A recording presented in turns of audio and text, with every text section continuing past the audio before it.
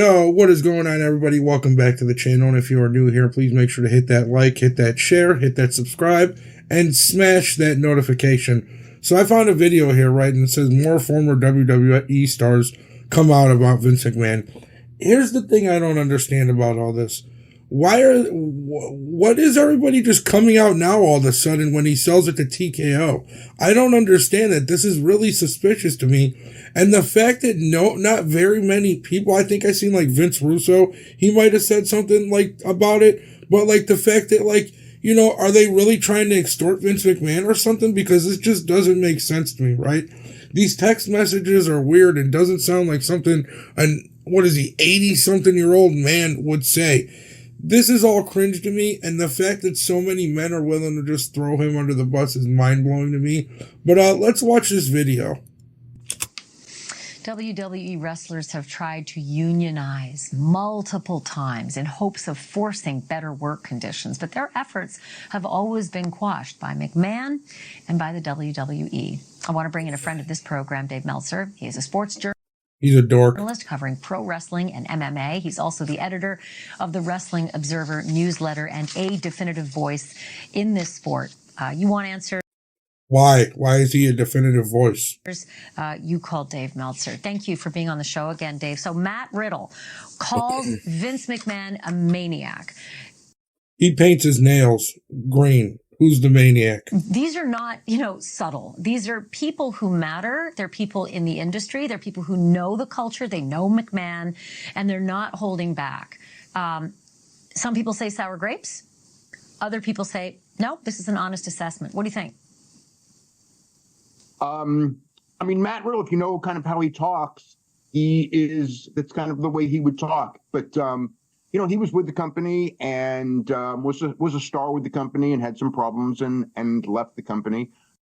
I don't think he left. I thought he was let go. You guys check that out for me. The thing that was interesting to me was that he was not surprised by the allegations only because, while some of the stuff, of course, we all knew. Okay, so one, he wasn't surprised, right? He wasn't surprised.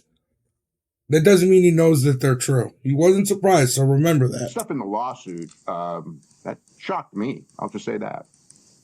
That doesn't mean it's true, though. So I think it was Friday, we were talking about Bret Hart coming forward. Bret the Hitman Hart. Is nobody bigger, more famous than Bret the Hitman Hart? Listen, I love Bret the Hitman Hart. He is not the most famous. He's my favorite wrestler of all time. Not the most famous. Maybe The Rock, but... no, or maybe Stone Cold Steve Austin. Maybe Stone Cold Steve Austin.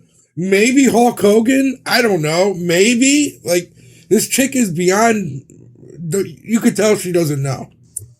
Yeah. So, I feel like I just keep wondering, why didn't people come out sooner? Why did it take this one lawsuit from Janelle? He was asking the right question. About Roger Ailes, right? One lawsuit came out about Roger Ailes, and it just blew the doors wide open on the industry and Roger and the disciples and et cetera. But why didn't more people come forward sooner if there was this much suffering? Fear. Vince McMahon was the king. He was the guy who decided, if you were a success or you were a failure, and nobody wanted to cross him. That's all it really was, and some people didn't want to believe. He was a father figure to a lot of these people. So It was like, if they would hear stuff, it was like, he's just a good old boy and all that, and would want to defend him. And a lot of them saw this and changed their opinion. And some of them probably had a hard time changing their opinion because it was fueled by years and years of kind of worshiping, like you do a match and you want Vince's approval. And, that's what a lot of these guys, I've seen guys that had great matches and Vince didn't think they had a great match and it was like they get shaken because it was always about Vince's approval because Vince is the ultimate decision maker on your.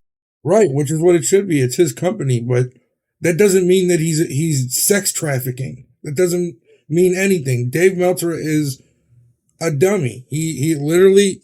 Dummy, yeah. Career.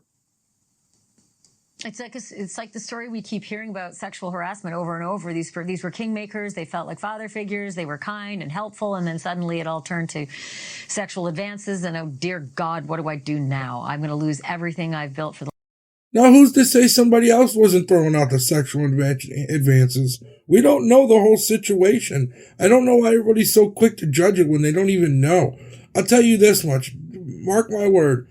If Vince McMahon does not go to prison over this, I don't believe any of it. I don't care if the chick gets paid $1, $1 million, $100 million, $1 billion, if she gets to own the WWE after it's all said and done. I don't care. I don't believe it then. The last 20 years, if I don't, succumb to what this jerk wants. So Bruce Pritchard. Why is he a jerk? You don't even know him. He's being accused by Ronda Rousey of really being being controlled by the Svengali man. He's just the puppet. Is that true? Is that your assessment? Because if that's the case, then her accusation and others have said this guy is really just an avatar for Vince McMahon, and Vince McMahon's still running the show. He hasn't left at all. What do you think? Now that's pathetic of Ronda Rousey to say that, right? Because Bruce Pritchard didn't do anything wrong. He's not in any of these accusations, I don't believe. I think he's still working for WWE, if I'm not mistaken. I could be wrong about that. I don't really pay attention to it too much. But why is she throwing him under the bus? What did he do? I mean, Bruce Pritchard's rep has always been, loyal to Vince, yes man to Vince. Now, as far as like today, is that the case? I don't know. As far as the last time, I'm sure. They had a relationship dating back to the mid '80s. So it would be, of course that, if why wouldn't he be? If Vince is completely gone, that's one thing. But if he's got like a step in there and he's not completely gone, yeah, he's going to talk to Bruce, of course. I only have like 10 seconds left, but I do got to get you on this, Dave. The number of wrestlers who died before the age of 50 and 60 and the grueling nature of the work that they've done. Do you think something's going to... It comes with the business. It comes with the territory. You got to understand that these things could happen.